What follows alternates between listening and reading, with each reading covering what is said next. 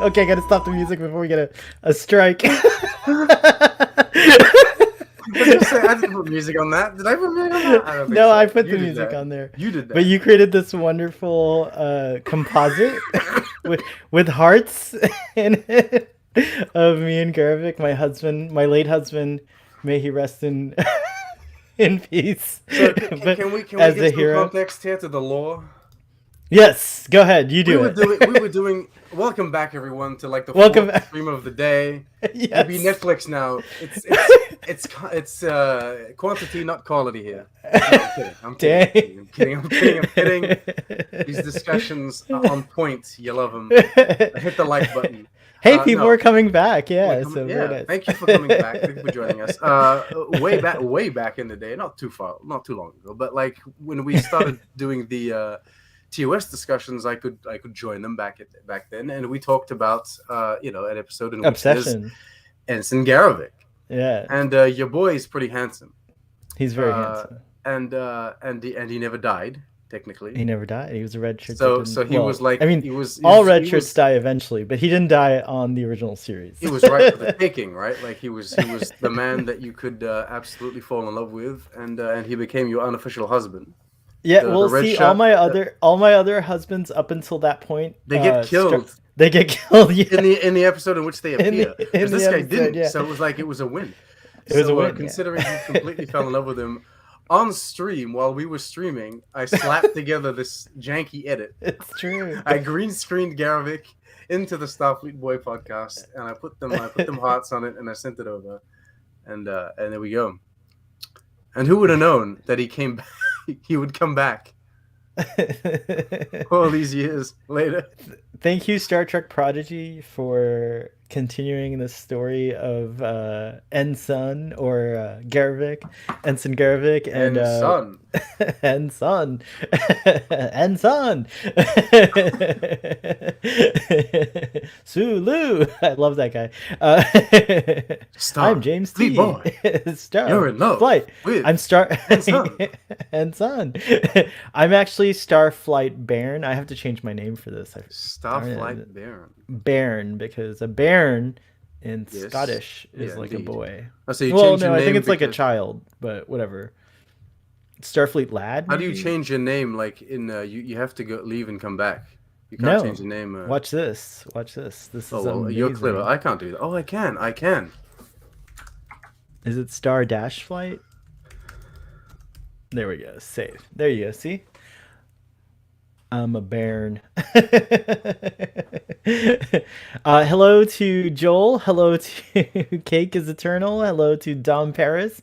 Hello Benjenium. And hello Melon Stitcher.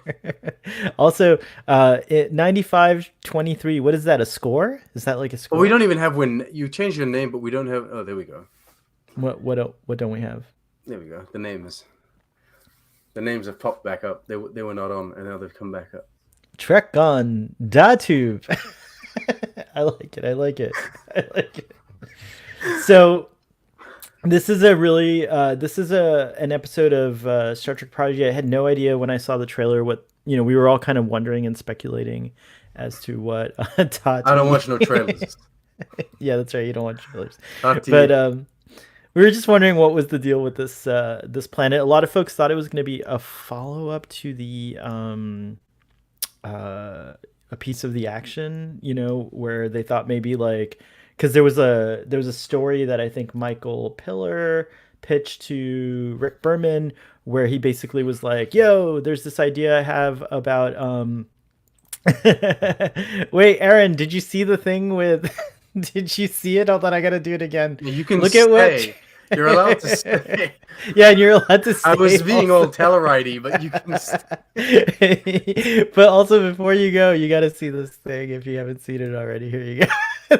So this is how long my obsession with Garovic has been going. It's Ensign and Fleet Boy. Ensign and Starfleet Boy. Anyways, what was I saying? Oh yeah, so like there was like this idea that he had come up with. Where he kind of challenged Rick Berman to do this follow-up to that episode. And so this was kind of like what people were speculating, but this like far exceeded that story, and I think Aaron is the one who posted about that letter from Michael Pillar as well. I think I saw him post about it and a bunch of other people.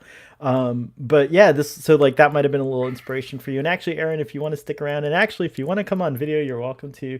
Let me know and I'll send you a link. But no pressure. And also just So feel free to chime in with all your this was your teased, I think, back yeah. in Star Trek Mission Chicago.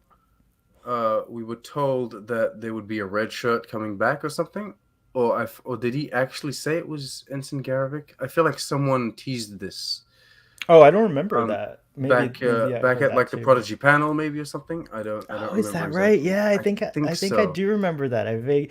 Maybe not Garavik specifically, but just that there would be like a reference. Anyways, so in this episode, the kids are still on the run and they're trying to figure out what to do, but they got a distress call last episode, so they respond to it and they come to this planet. And when they beam down, they are they are greeted by a very familiar but also strange and new sight, which is a bunch of folks dressed up like Starfleet, except they're talking kind of weird. They're speaking, What do you in mean? this kind in this kind of weird way. But it's all like Dal. I think is the one who's like kind of like the most like feeling them because like I think Jankum's like, look at how pathetic, like these guys are cosplaying basically. They're not even I really think Dal Starfleet. relates to them. It relates to them, yeah. And even later on he has that scene where he wakes up, he's like, I don't know what I'm doing, but I love that. Which I love. But anyways, they're here on this planet and it's kind of weird, and Hollow Janeway's like, this is strange, like they're not Starfleet, what's going on here?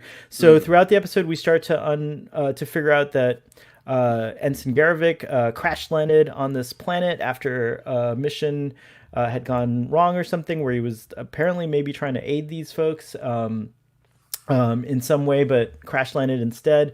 But in order to not, like he was kind of caught between like a rock and a hard place because he obviously has to follow the prime directive, but he also has to help these people because his shuttlecraft, the Galileo, the Galileo is leaking and creating a toxic I was environment. so sad that the Galileo fell.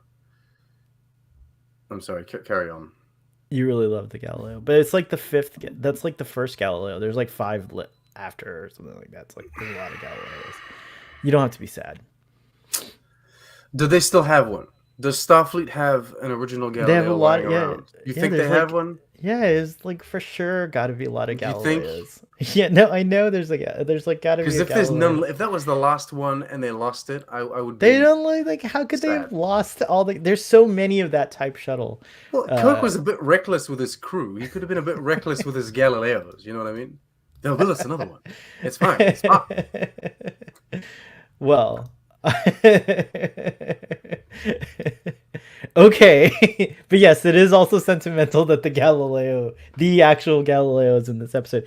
Anyways, he basically throughout his life, as they help him, as he help him recover from his injuries, he also starts helping them and teaching them the ways of Starfleet and the Federation, and just like a kind of a better way of life.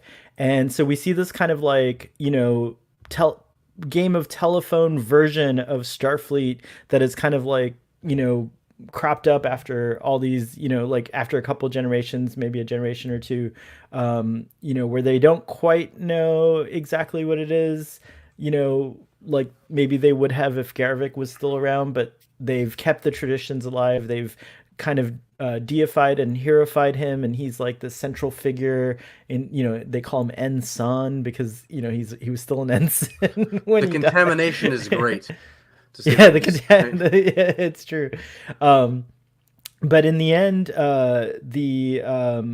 they proved to be quite the legacy for him because they actually end up being quite noble and wonderful and creating the they have the spirit of the Federation and Starfleet: exploration, curiosity, compassion, kindness, everything, all those things are there evident in the society.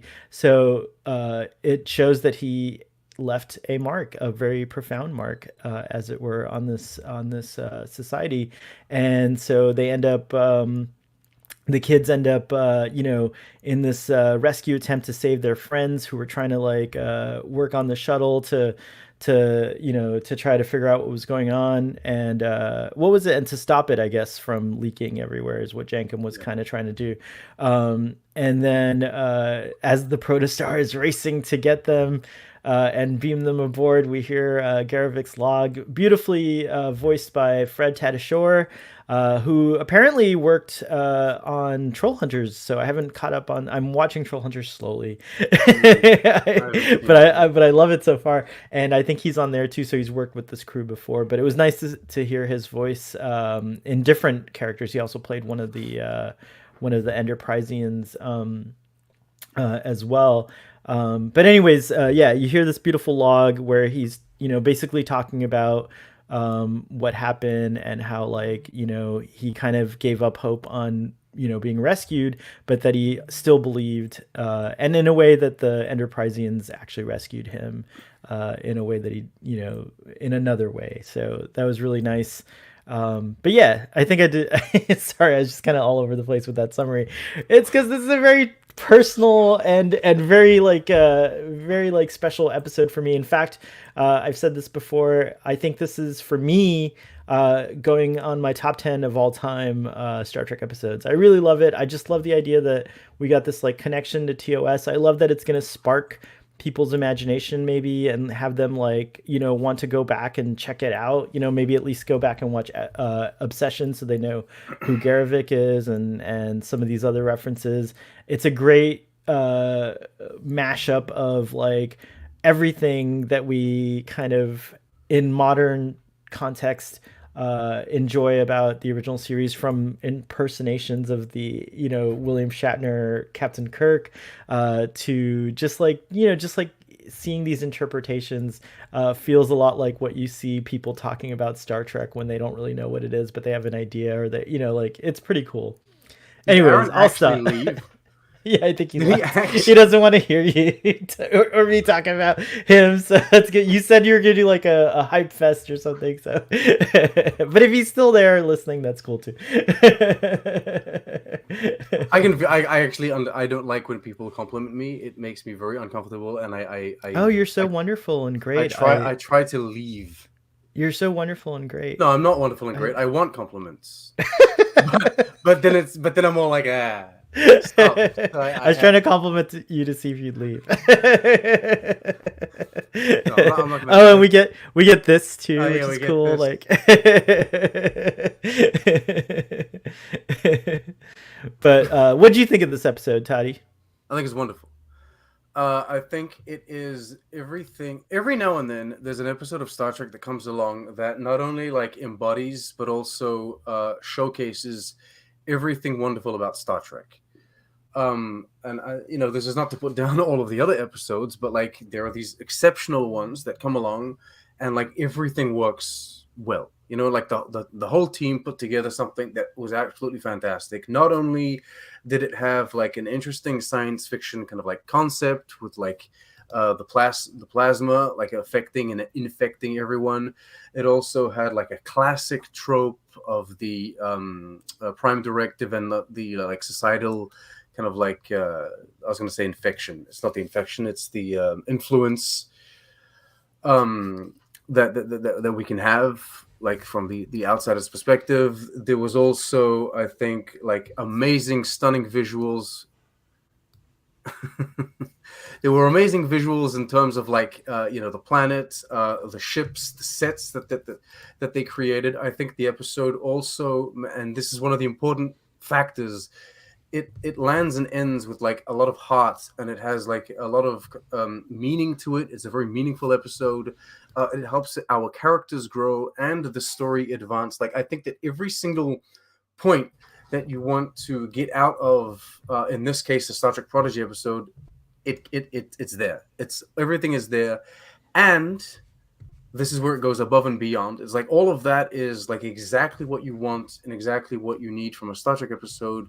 But not only does it do that, but it's also we're in this modern age now where we can do that and add that little sprinkle on top, where we pay homage to Homage. homage I Sounds don't like know. cheese almost. Fromage. It's like where we honor like what came before, the performances, the stories, and the legacy of like this older Star Trek. And so this one, it seamlessly integrates like this original series character, these original series tropes into its story. I think it's absolutely fantastic. Like the Deep Space Nine episode did this very thing, recently in Lower Decks, and this one absolutely nailed it here. I think that it's even more clever than like having a holodeck and bringing characters back. Like that works, that's seamless, it makes sense within the universe. But I think we can all agree that somehow having a holodeck episode is a little cheap.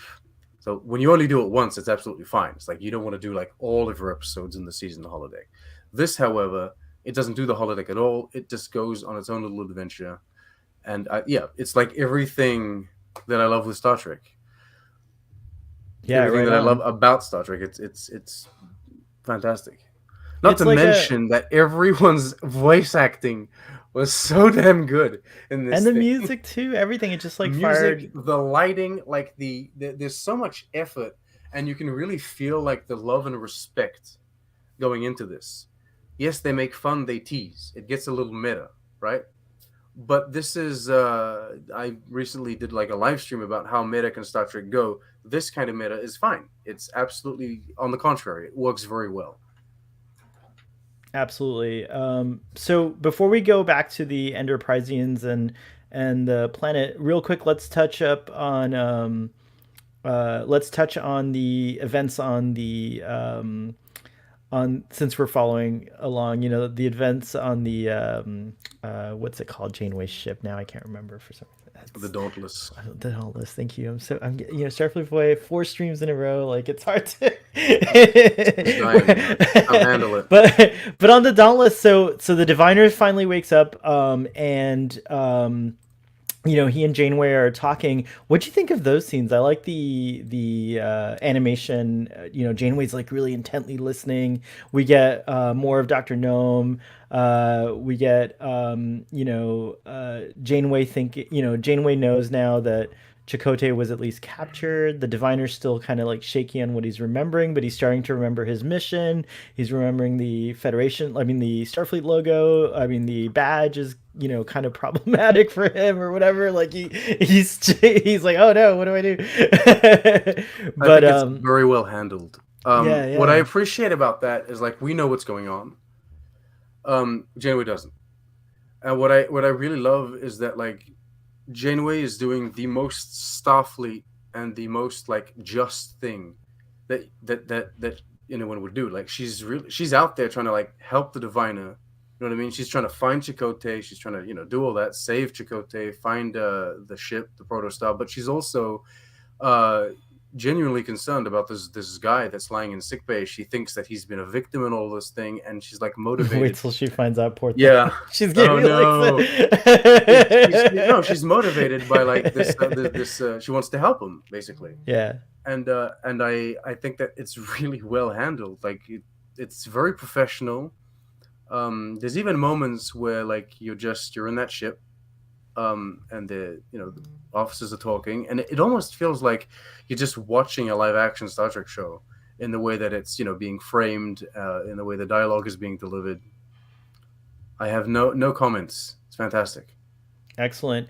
Dom points out I teared up with the Garvik voiceover. Yeah, perfectly, beautifully realized. Like the voiceover matching with the scenes of rescue, and also the fact that like in a way, like they answered this distress call like so many years later, and so he like they did kind of show up. Like it's a version, another meta version of Starfleet that's not really Starfleet, kind of Yeah. like like another legacy of like the influence of Starfleet, perhaps through Hollow Janeway. So there's like a connection there. And as a matter of fact, even The Hollow most Janeway, Starfleet person is Hollow Janeway. right? And even she's like an echo, kind of, or like not quite Mm. Janeway. And so it's like a neat like thing, like that Garvik's like voiceover, like his log is kind of like that as well in a weird way. It's such a profound episode, such a good It really is actually. episode. in my notes, because I do take notes, and I took this like a This few is one weeks of the ago. episodes too that interested daughter the most. Oh, really? What does she find interesting about it? I think visually speaking, she was very intrigued by like all the planets and even like there's the geyser type thing, the plasma thing.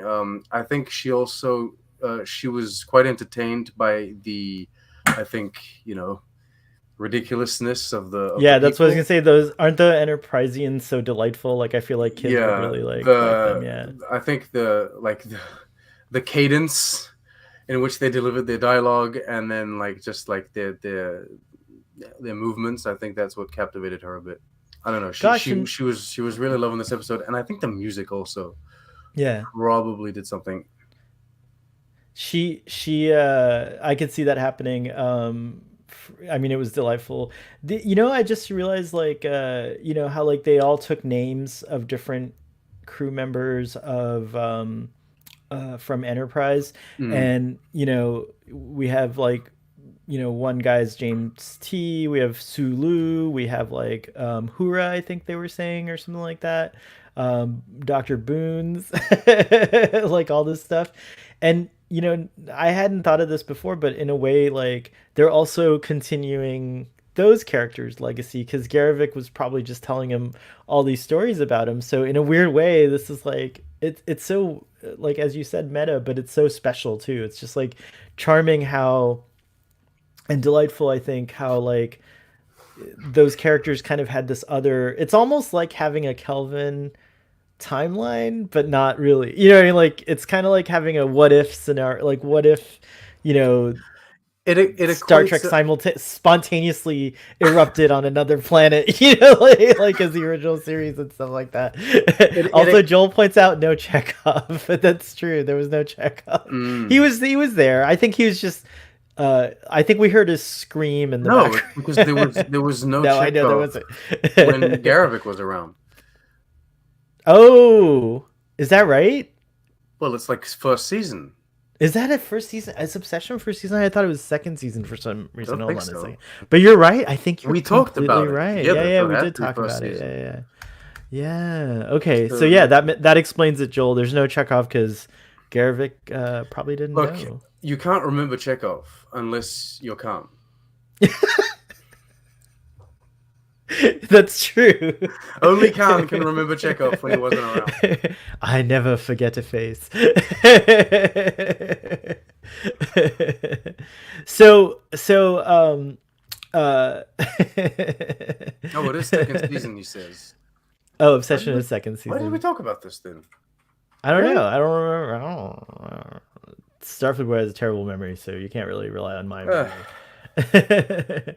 What did you think of the kind of uh, the world building we got around the Enterprisians? Like, first of all, their planet was really cool. It was a bunch of canyons. It looked like a bunch of like immense, grand Oh, canyons, I guess. fantastic to watch. Yeah, it Look at was really those. cool. So there's this Stunning, like stunning. there's like layers of the planet that are like a plateau basically, and then a lot of other areas that are just like these deep deep canyons. So I thought that was a neat Well, looking planet it's where reversed in what I feel like it's reversed, if that makes sense. Wait, let me just share my screen here. oh, I'm okay. gonna share still. Oh, Don't okay. panic. Don't panic. Don't No, I'm panic. not panicking. All There we right, go. here we Look at go. that. So it almost looks reversed. Whereas like usually the ground would be like bottom and then there would be mountains. This is inverted. Where like the Right. base level is on the top and it goes down. There is like, everything is top level, right? This reminds me of like what it might look like if the Earth's oceans were drained. Like sort of. So, Mm. like it has that kind of like vibe to it. But also look at how close the top layer, the plateaus, if you will, Yeah.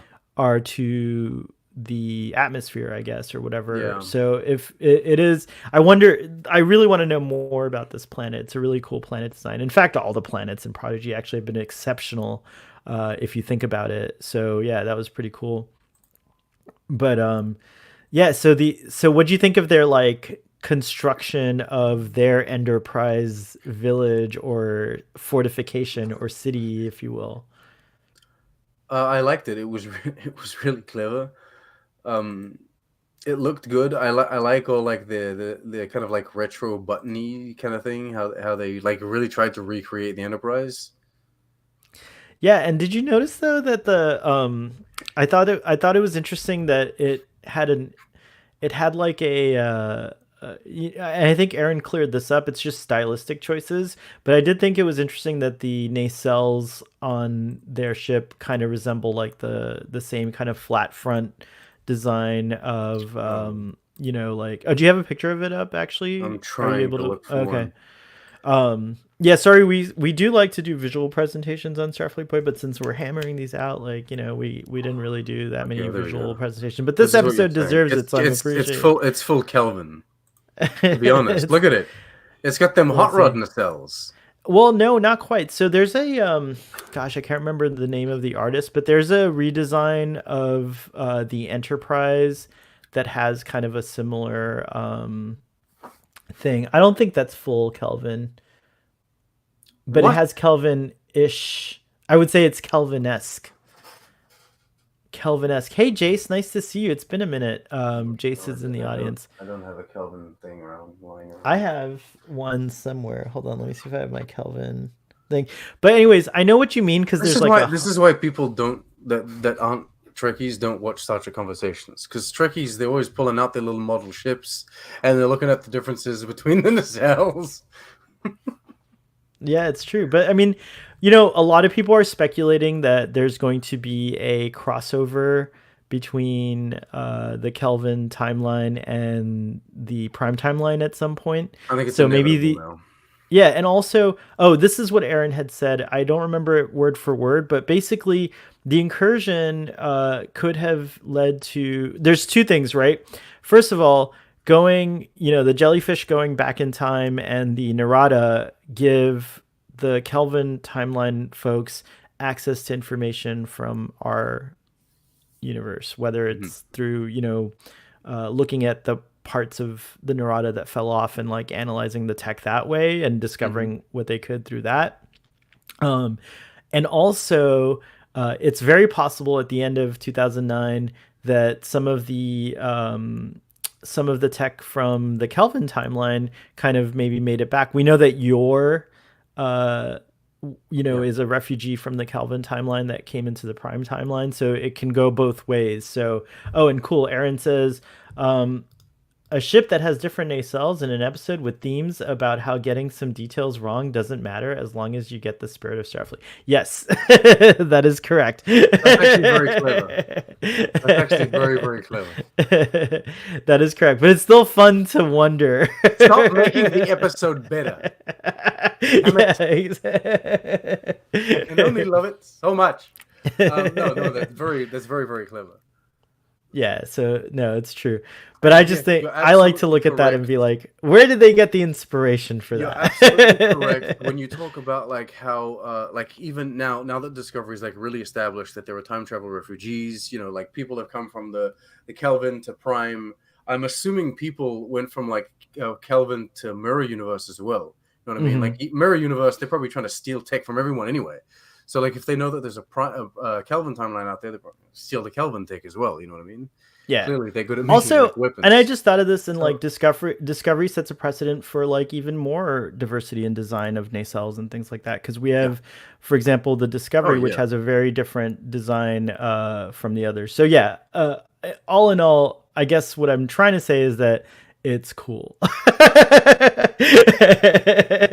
It is pretty cool. But the other thing I I really wonder if these are the only people on this planet, or if there are other populations, or like on the other hemisphere, other side of the planet that are completely unaffected by this. There's like no cultural contamination going on their end. it's a really interesting idea.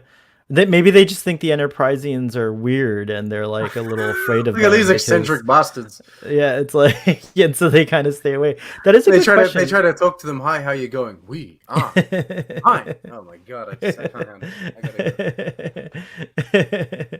go. That is a really good question. I would like to know. That's a good question. It could also be that Garavik encountered like the sort of cradle of civilization, at least the humanoid civilization on this planet. So maybe this is it on the planet.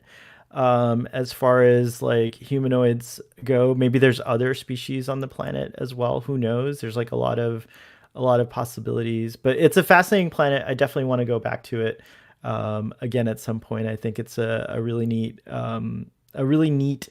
place. So yeah, I yeah, forget they that is mentioned my the only my demand. No, that is my only like want.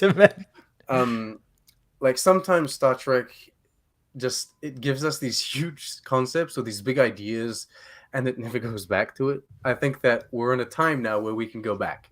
You know how like all of the species they were founded by like the same thing, like they do that episode in TNG. Oh, well, they were just seeded, right? Like Yeah, bipedal humanoid yeah. species. I feel like Many of them are from the same kind of like source material, if you I will. feel like we need some sort of episode or like a story that follows the scientists that were looking into that. I feel like we need a follow up to that. The chase, that's right. Um, in Voyager, we have the whole thing where the dinosaurs evolved into a people and Oh then yeah, I like that they left. episode. I'm like, Yeah, yeah, what the hell? Please, can we readdress that at some point? yeah. That's a really good episode. I So forgot about this that. may not be as big in like scale, but I think that this is definitely a planet that we can like re-explore at some point. We can go back. I was half expecting the Enterprisians to actually leave the planet and become the Protostar crew. To be honest, What do you mean? I thought they Like would. you thought they were just gonna be like, "Oh, see ya," but there's Yeah, so many of them. There's at least I would say in that encampment or in that 50. place. No, look at the size of it. Look from here. They're up on top of like a cliff. It's huge. And like remember they had like several story high homes in there. I'm gonna guess maybe Aaron, if you're still there, if you guys have a number that you placed on it, but I'm gonna guess there's at least 500 plus. I'm gonna say Oh, you're 500 being plus. ridiculous. Yes, yes. Really? Look, Oh, I don't know if you can pull up another. See the banner, the red banner. Remember that like draped all the way across, and that's then there not was like that's not that big. Oh, is this it's the Lord of huge. the Rings vessel? Lord of a ship, where like it's a tiny ship but you can fit 5,000 people and 700 horses in it, It's not like tiny, in Toddy. Rings Look of at the Power. look at those trees are pretty tall, and like that's a big structure. I feel It's like not. that's at It's least a big structure, but it's not that. It's a grand hall. Come on, calm down. it's bigger than a grand hall. I would say I would compare this to It's a great hall then. like a Babylon or something like that, like No, from no, no, our no, no, ancient history. It no. wasn't Babylon, a walled-in city that was, and it's a It's not city. that. There's like a ton You're being ridiculous. Stop it. audience, audience. How many people do you think? Cease this ridiculousness. What do you think? No, it's A not that hundred big. people? There's not 100, only 100 people. Audience, how many Enterprisians do you think are in this? In what are you doing? What is he doing? Is he looking it I'm up? trying to. Okay, no, no. You're trying to find a different, like if you find an interior shot of it and you'll see what I'm talking about. Like that door is really tall in the front, the entrance. Like, it's like at least several stories high, I would say. Oh, you can do that. That's oh careful, don't get us a strike. I wouldn't think so. I'm just going through images here. A Yeah, video is it's just a true. series of images. Look how big it is. It's a huge place. Wait. Look at the size of that door. It doesn't even fit in the frame. It's not that big. Come Cake, on. Cake agrees with A me. A thousand thousand plus. plus. Actually, Well, the goddamn Cake is. Enterprise had 1,000 people on it. Look, all right. The Look how Enterprise far. D had 1,000 people on it. Yeah, and like that's. But remember, Toddy, that like all 1,000 of those people would fit on the like on one panel, like in one small section of the Enterprise D. There's actually a lot of room on Enterprise D. a lot more room than 1,000. I think they said in emergency situations they could have like 5 or 6,000 people or more aboard Enterprise D. But you're gonna look. Wait, go back to that shot. Look right here. Look, see the buildings that they live in. They're Hmm. quite extensive. There's several stories tall. It goes deep into it. There's So you definitely think the Protostar is too small a ship to take them all? yeah. I don't think you could take all of them out of here. Also, what good would that do? Like they kind of need to I'm not develop, saying it's right? something they should have done. I'm just saying I was Yeah, expecting them to yeah. order with the ship and they would become the crew of the Protostar. No, no. There's at least I think there's 1,000. I'm gonna up my thing from like 500 to 1,000. I agree. Actually, I agree with Melon Stitcher. However many were on the 1701. By the way, the uniforms that the Enterprisians are wearing, I think Aaron may have come up with this in the Tech Trek chat, according to Jill. I think I saw earlier. But they're made from stitched together pieces of fruit, not from like animal hides, as Mm. one might think. And I actually love that too, and it explains why they're green. And then I'm interested as how they dyed the red one because they have the one red one which I'm wearing right now, Well, my maybe they red. got red plants, mister. Oh, they could have red plants as well. It's true. So single Oh, minded. it was in the Trek Central chat. Thanks for clearing that up. Um, Donnie Pearson says hello, Starfleet boy, and Trek on. Everyone's doing your name funny. I love it. Trek on, Trek on, and all, and happy day of giving. Hope everyone is well this afternoon. Happy day of giving to you, and hope you are well too. Thanks for being in our chat, Donnie. By the way, Donnie, how many Enterprisians do you think live in the Enterprisian city? I'm actually gonna call it a city. It's a A city. city. It's a city. It Okay, is wait a a minute. city. Okay, wait a minute. Wait a minute. Wait a minute. Wait a minute. What do you have?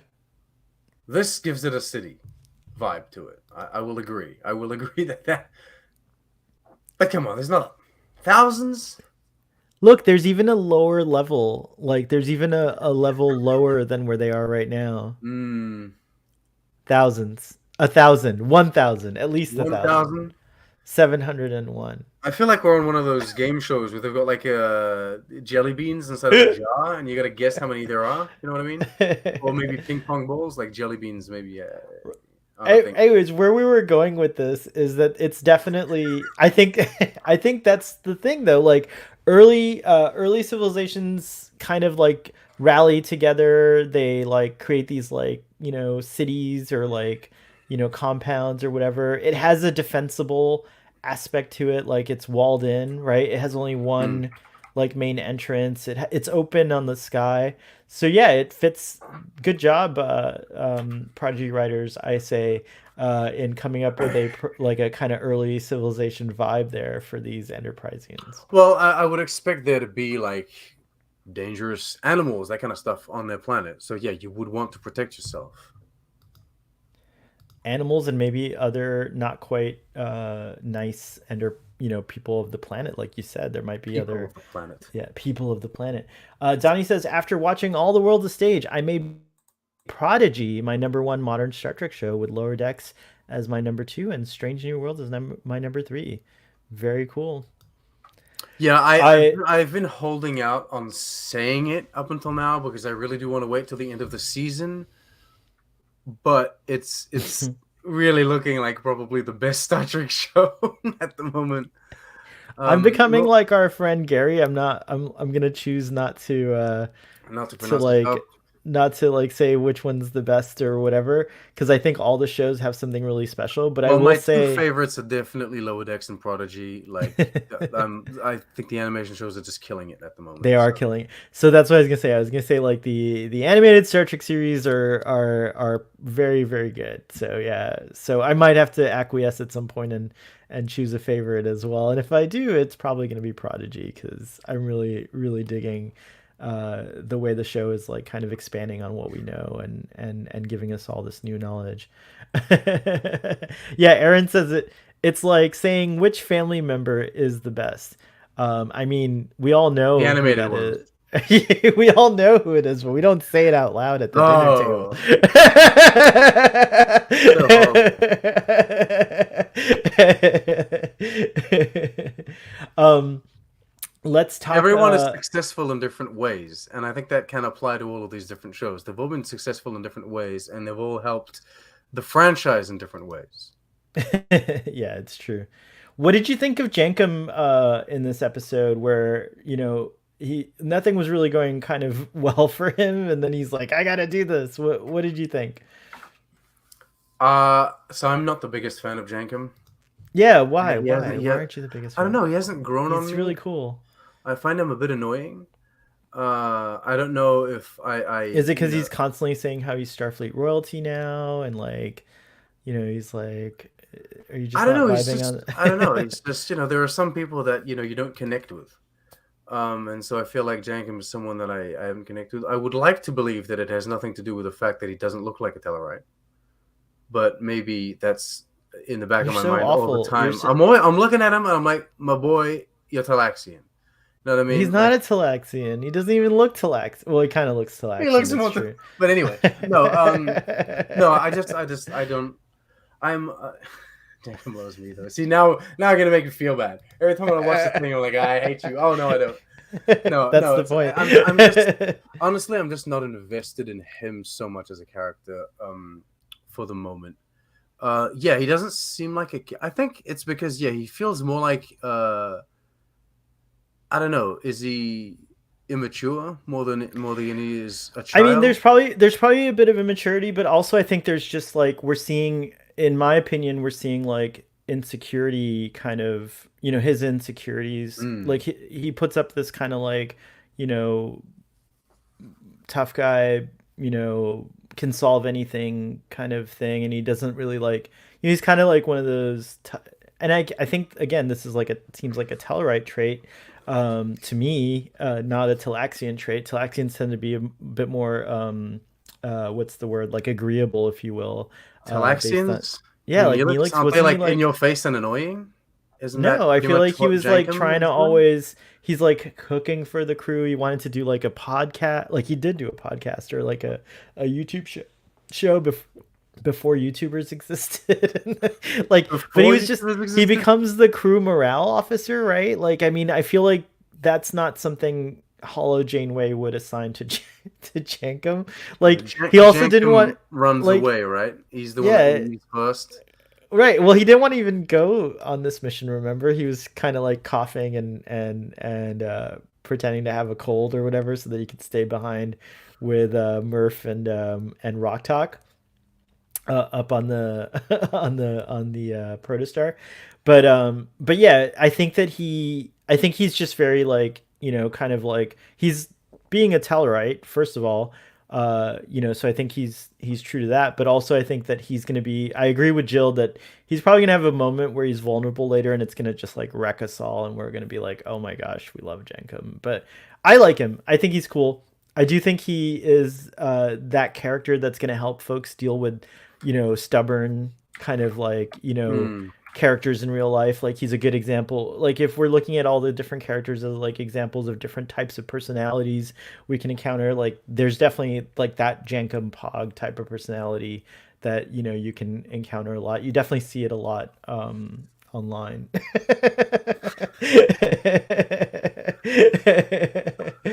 Yeah. No. I expect him to grow on me. You know what I mean? And then the show is gonna take. I suppose it's gonna take time to like really flesh out more of the characters. I feel like we've had a lot of Rock so far, and of course Dal and Gwyn. But eventually, I'm sure it'll take a little more time on Jankum, and he'll grow on us. But for the moment, I'm just not that invested in the guy. You know what I mean? Yeah, I don't that's know if they're fine. I trying to get it. play him as like the comic relief, like the comedy thing. I don't know if that's what they're trying to play him as too. Um, I don't know. I'd have to ask like kids that watch the show if they find him funny. My friend's daughter laughs at Jankum's little jokes, so I think he's well Okay. received, at least by her. I don't know, Okay. but yeah. I tried to introduce Prodigy to my Oh yeah, you godson, told me but he's a that. little too young, and the diviner freaked him out. Like he could Yeah, not. I mean, Like he was he's a like bit too freaky. scared. To be fair, to Yeah, be he's a fair. little scary. So that's true. That's true. um, that's funny. Melon's sister does not find him funny either. I find him pretty funny. I think he's a funny guy, but I also think he's gonna be end up being like, someone that, probably has a rough. I mean, he's already having a rough time, as we find out. I love that scene in Crossroads where he screams out of frustration because nothing's going his way, and then it transitions and stuff like that. But here he does save the day, so he has a moment. I love that whole scene where he's like basically like, I can handle this, and he even knows, like, he's been studying engineering, stuff. Like, he knows that it's a class F shuttle, the Galileo is, Oh, and he's stuff like that. competent. And Yeah, no, yeah, yeah. he's a good engineer. Hmm. And he's got that multi-tool arm, which is interesting. Like, that's something that, I want to know the story of how he got that, because he already had it, right, on Tars Lamora. Yeah, Yeah, yeah. yeah, I Well, think there's so a lot to too. learn about him. As there is like all of the characters on the show. I think Zero is kind of intriguing. I mean, everyone's a mystery in a way, because, like, we don't know much about Bricars. We don't know a lot. I would say that Prodigy is telling us the most about Medusans, like through Zero, as you said, Well, uh, Gwen's the one that we know the most about, I guess. or also the least, because we don't really know much about the Vonnegut. They're a No, we new don't know too much Federation about like species. their species, but we don't. But we know about Gwen and like Gwen's history, I guess, at this point. Right. We know that she's the diviner's progeny, that he created her. I think we are getting a lot of information, like, about the Vonnegut. There's this thing about the order that we still have to, like, kind of figure out Mm. and stuff like that. There's a lot of mysteries. We did finally find out what Murph is, but again, new, like a species that was only mentioned once, before. And then, of course, Dahl, we know, is a very unique individual. So I think that Prodigy is cool because literally everyone, we're finding out, whether if it's a legacy character like the Tellarites or the Medusans, we're finding out stuff that we never knew about them. As Larry Nemechek constantly points out, there's like very little known about the Tellarites. They're the one Federation member founding world that we still haven't been to their home world, right? We've never been to Tellar Prime. Uh, Unless that was Teller Prime and Picard that we saw really briefly at the end of season two, but I'm not sure. So yeah, So I think that's true. Jace says, I think there are so many more stories to tell in Prodigy. We hardly know anything, and I think that's like a testament to the world building that they've been doing. We haven't had a single episode so far that has, in essence, been a nothing episode or been like a boring episode or hasn't had anything to say. Everything so far has had something to say, something to showcase, and yet we're still only at like the tip of the iceberg of what like just these characters alone have to offer. So it's only positives, honestly. Yeah, it's true.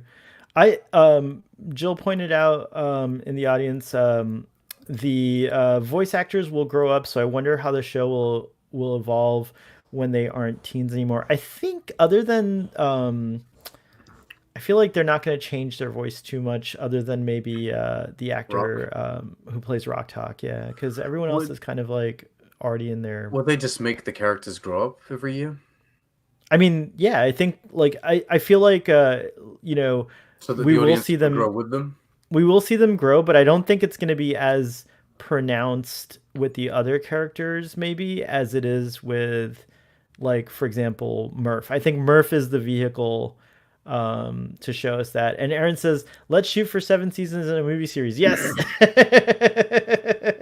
I agree. Prodigy, Toddy, I think you said this before. I know you. Prodigy could translate to the big screen pretty well. Yeah, I was gonna say I know Yeah. Aaron can't say anything about this, but I will not accept that the answer to this is no. I am 100% certain that there has been talks about a Prodigy movie. I guarantee that. Like, it's impossible that like Kurtzman and the people in charge didn't look at this and go like, this is probably a good entry point for a streaming movie. Like like I ain't no businessman, right? And I don't know nothing about the industry, but looking at this, I'm like, that's the entry point. That's how you get in with them animated films. And Yeah, can you imagine? Not to say that this animation is not good, it's great, but can you imagine this with like some sort of hyper budget attached to it, like for a a movie? hyper budget. You know what I mean? Like what this thing would look like? Oh my god, It already looks beautiful, as we it pointed already out. So does. yeah, That's what the I'm show already saying. looks So like, beautiful. Yeah. wow. I love that 7 seasons is the magic number, but I agree with Jill. Let's go as long as you guys want to go. Like it's tell that story for 10 or 15 seasons. I That's a think lot of 7 seasons is seasons. fine. I think like every Star Trek show, you know, if it goes to 7 seasons, because it's not like it's after 7 seasons, if you finish your show, that's not like it's an end to your characters anyway. We've seen it. Like you can bring them back in another show, Picard. You know what I mean? Like Lower Decks, just bring back all these characters anyway. So like seven Yeah, seasons doesn't have to be the end of those particular stories. You can carry on characters and stories. yeah, and actually, in my mind, again, I'm sure whatever you guys do is awesome. Let's make it to 7 first before we get ahead of ourselves. We're only still in the first season, but in my mind, Prodigy could be a show that has a longer run just because of the way it's set up. I mean, like, you know, it seems like it could go on for many, many years because it is a lot of fun. And I think there's so much more. I mean, yeah, the possibilities are endless as we've seen. Also, I just want to say, even though it's only like, 30-minute, episodes, it's nice to see more than 10 episodes of Star Trek. Like, you know what I mean? Like, I feel like when I watch it, it feels meaty and satisfying to have, we're going to have 20 episodes in Do one you season. You know what I remember? mean? Do Like, you remember before like the show even came out? I told you guys like it's almost standard for kids shows to have like 30 episodes a you season, did and I say and, that. and I was Yeah. like, You're maybe like a they're gonna. dad. I don't know. I was like, maybe they're gonna do 10-minute episodes, but 30 of them. Or sometimes what TV You did shows say do for that. kids is they would do a 20-minute episode, but it's But not. It's 10 minutes actually is too two. short. Yeah. No, it's like 2 10s. They would have Mm. two mini stories, and that would be the one episode. And so they didn't do that. They still went with like the 20 episode for like 20-minute format. Well, it's like 23-24 minute Well, format. Um, which yeah, is a I'm not 30-minute used on to TV I'm apparently. not used to this 10 minute. I think that 10 to 15 minute is probably for a much younger audience than what the low end of Prodigy Well, if you is. look at like the old Looney Tune kind of shit, you know what I mean? Like Looney Tunes, that was like 10 minutes. They would be like 10 minutes and then another 10 minutes, and that would be the 23-minute runtime. What's going on? Cake is eternal sentiment. Like like hardcore, no joking. I want to have kids just to watch Star Trek Prodigy with them. It's like it's true. We'll make more babies. Let's do it.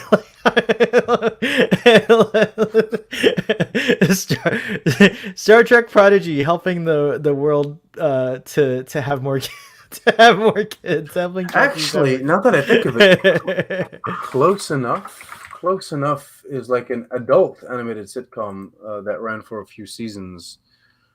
Uh, yeah, that's it. They had 10-minute episodes, 10 minutes, and they would Which have two. episode?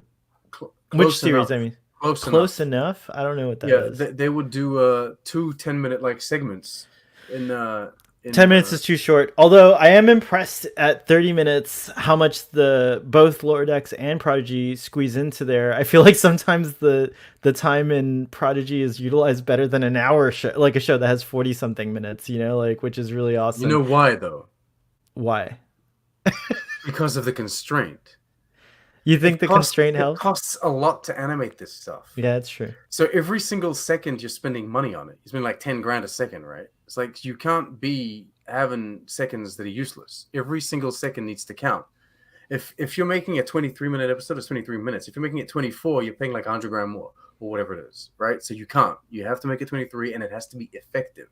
Whereas when you have like a live action show, they're filming, they keep it in, whatever. You know what I mean? Like that's why Lord of the Rings has like a 2-minute scene with Galadriel on a horse.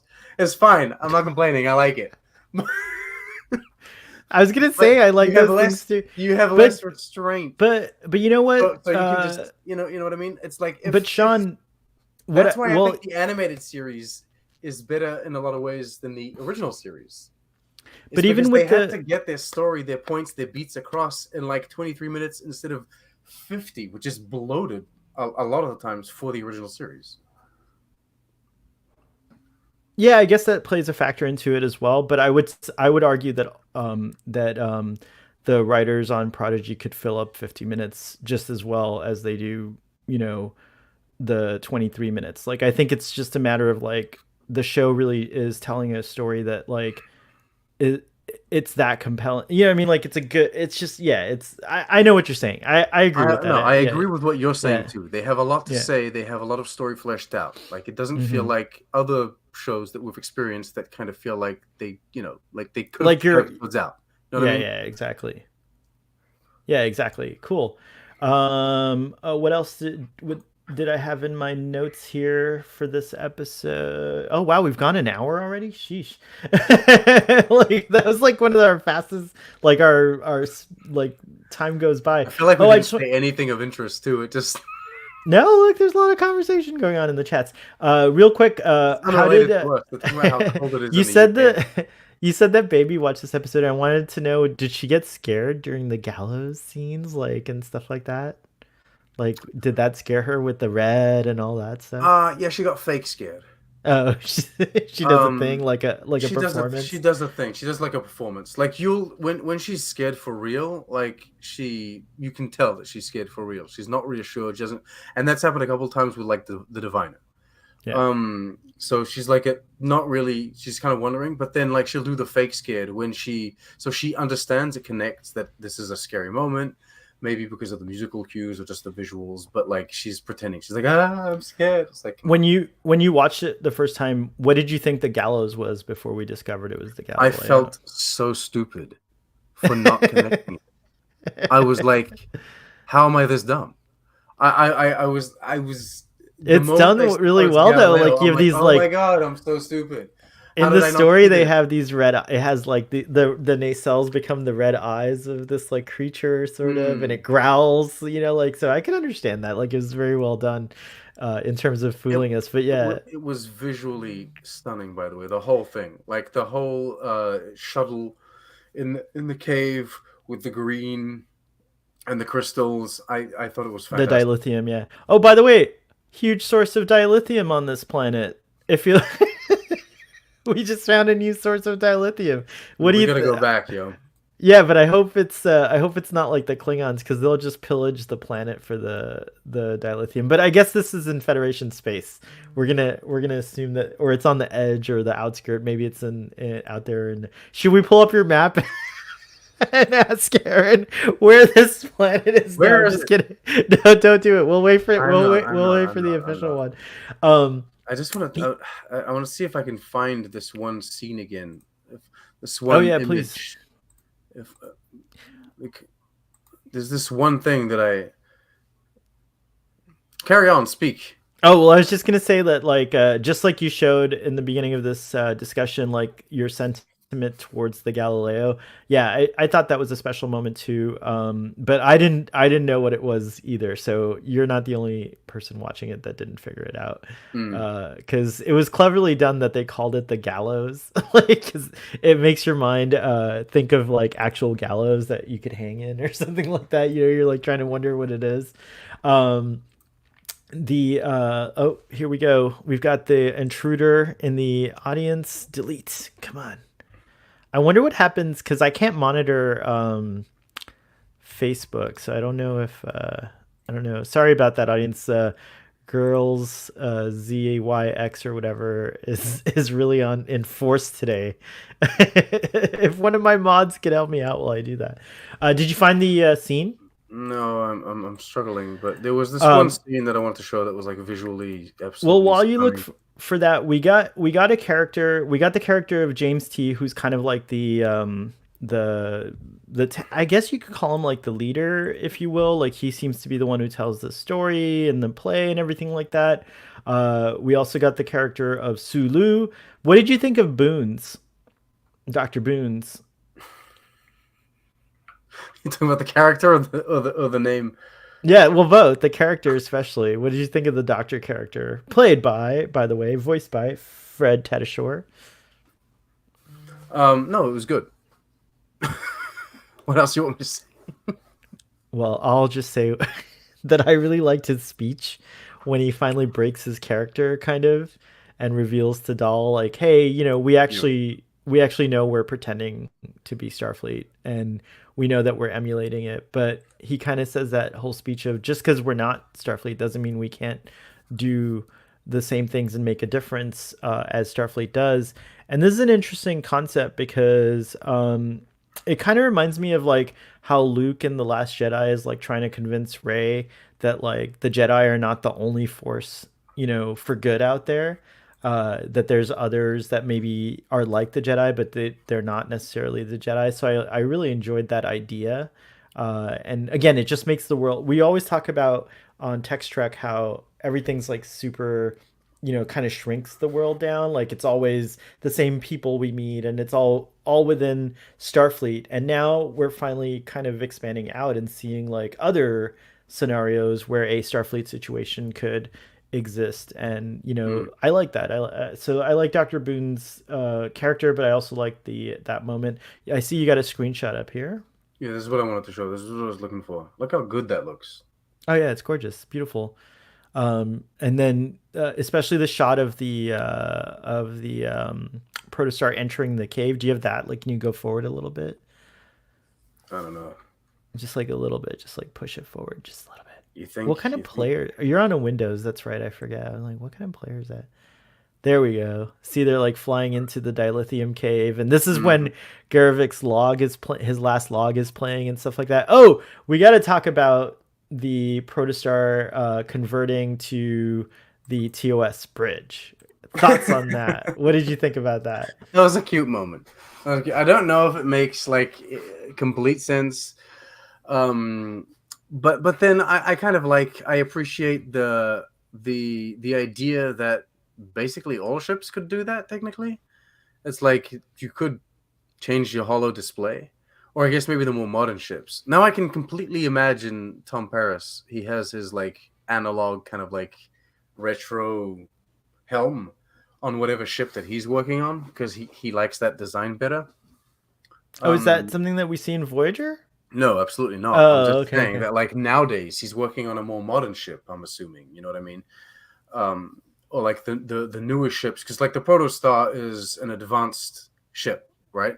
So it has a bit of tech than all of these other ships that we've been following so far. So I like that idea, and I liked it. It was nice. It made more sense to have them use that anyway. Like the people, the Enterpriseians, they got to use the TOS era. They can't use They their really knew how Protostar. the tech worked, and there's also I like the way that they kind of solidify that by showing us in the episode that they're constantly watching these like instructional videos, and they're constantly like training and like all that stuff. So it makes sense that they would Well, they're very understand it. invested in getting ready for like when they come, right? That's the whole Yeah. thing. Like we have Yeah, to know like how this works when we're confronted with it. Like when yeah. when when when it's time to go. I also like that even though their culture has been, I guess contaminated, but like in probably the best way you can imagine, like, like the best case scenario for that. But I also like that like at the end of the episode, the Protostar crew realized that they we can give them more. Like, they kind of give them the next update, if you will. You know what I mean? Like they give them better medical supplies, better technology. So now imagine the Enterpriseians who are already very, by the way, I love that they're Enterpriseians because they're very enterprising. Like, like that's like the whole point. Like, to be enterprising and innovative and all that stuff. But the Enterpriseians, again, when we revisit them, what will they be next? Like, now they're going to be like, really influenced by the Girl, Protostar crew Apple as well. Spore, and Kelvin Dup. They got a man that just holds up a mirror to make like lens flares. I wonder if they won't be member by one place I would love to see the species come up again is definitely in the 32nd century. Like, I think it's I would worth. absolutely love it. Yeah. Okay, if in the 32nd century you go by their planet, and they're not part of the Federation, but they've created their own. They have joined with like a few other planets that were in their system, and they created their own Starfleet and their own Federation. You know what I mean? That would be amazing. I mean, but I feel like it'd be their personal, like their society's goal to be a part of the Federation. I mean, like, so I feel like at some point they're probably Yeah, but the inducted. Federation collapsed in that time, Yeah, so yeah, they that's made true. their own, right? But there's 900 years between then, now, and then, I should say. So it's possible that somewhere in the 26th century or 27th century, I think by you then know, the names have been like bastardized even more. It's no longer like Sulu, it's like Slululu or something. Sululu.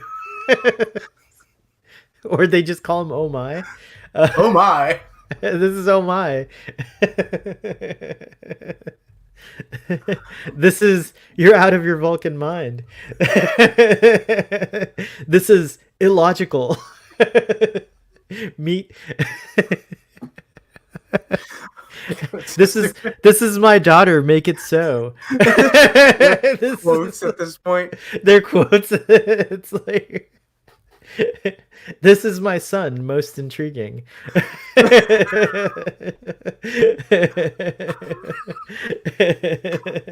This is damn it, Jim. Nice cake This is is damn it, Jim. Damn it, this is damn it, Jim, and this is his friend. No bigotry on my bridge. Nice.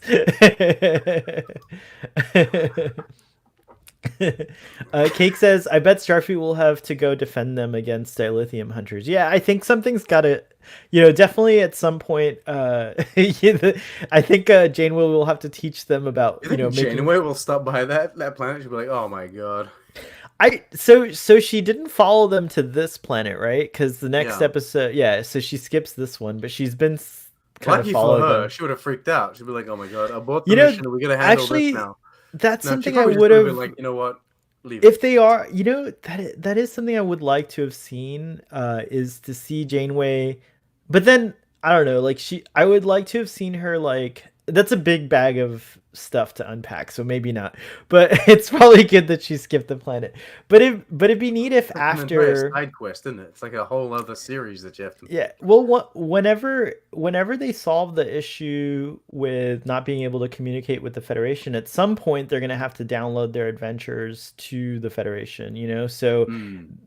maybe the Enterprisians actually could come up even sooner because Dal mentioned second contacts and stuff like that, right? And Prodigy set before lower decks, right? No, Or is it the other way after, around? after, yeah, It's after. Oh, yeah. okay. Well, I mean, Please don't send the Cerritos to that planet. why? It's like in season 7. I Oh think my later, god. like when we catch. Okay, you know what? Like Captain Rutherford or something, or Captain Tendy can go to that planet as their like first mission. But yeah, I guess if it takes place, if Lower Decks takes place before Prodigy, then never mind that idea. We'll go back to our Was 32nd N's century. ton? Was he like a lower decker technically? Technically, yeah, he was an N's son, right? So yeah, technically he's a lower decker. Captain James T. Kirk said, "Oh my!" in Generations. He does. That's his last. I feel like those are his last. No, it was fun, or oh yeah, he says it was fun, and then he says, "Oh my," and then he dies. So yeah, it's true. No, he says. Oh Doesn't he my. say? Did we make a difference? He says all of that, but then the last thing he says before he croaks is, But he "Oh pauses. He says, "Did my." Yeah. we make a difference?" Oh my goodness. Jill has to go. We're wrapping up too. Yeah, we're leaving anyway. Come on, we're out of here. Come on. Well, I guess the only other thing. Pack it up. Dang, Toddie's like, I did 4 hours of discussion with you. I'm done. Ridiculous. Can't handle it. So again, we do know we do know obviously how this goes, but at the end of this episode, Dal is inspired to kind of not be attached to the Cerritos, sorry, the Protostar anymore, and he says like if they can do this without like all this advanced technology that Starfleet has, and if they can be, successful in realizing the dreams of Starfleet and the Federation, then we can too without the Protostar. And He's really inspired by left me them. with such a what's that? He's really inspired by them, by like Yeah, the yeah, Vulcans, yeah. exactly. Especially we didn't talk about her, but Hura was a really cool character, and I love that they were both kind of suffering through the radiation poisoning together.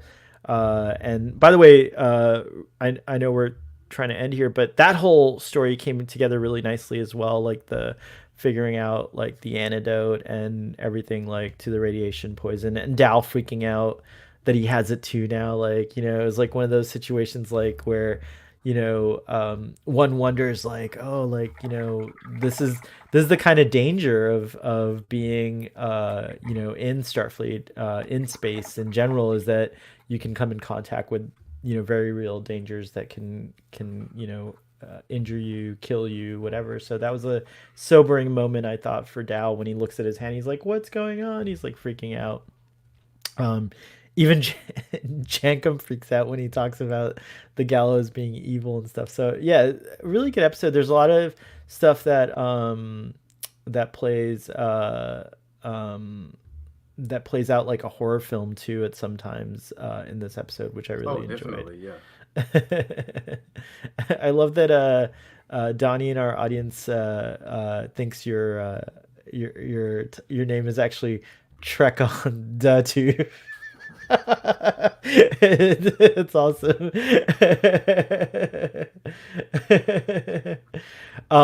So wrapping up, I will just say again, that this episode is probably one of my favorite episodes of all of Star Trek. It's a really awesome episode. I love talking about it with you. I talked about this episode with other folks too, and it was fun talking about it. I'm glad to see that so many people really appreciate my late husband. I just want to give everyone an update who's concerned that Starfleet did acknowledge his killed in action status, and I am receiving his pension and living a very comfortable life here on Earth. So yeah, it's very nice. Thank you. Oh my.